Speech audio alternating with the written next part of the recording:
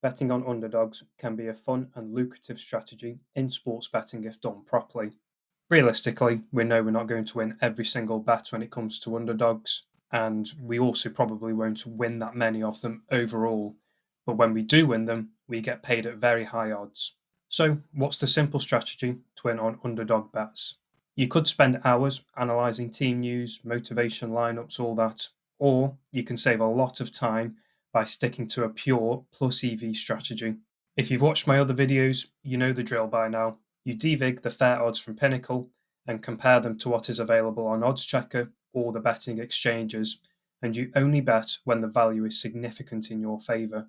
Because underdogs have a low probability of winning, you want to be stricter with your plus EV margins. I follow this simple chart here, and always remember to account for the 2% exchange commission on winning bets.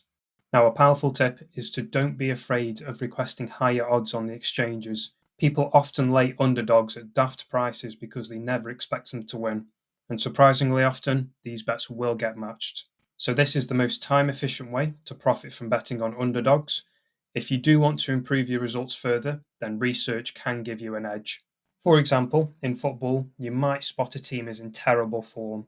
If you can identify the reason and see a potential turnaround, like a new manager bounce, or the big favourite team has key players missing for whatever reason, and you can secure strong plus EV odds, then that is a high quality underdog bet.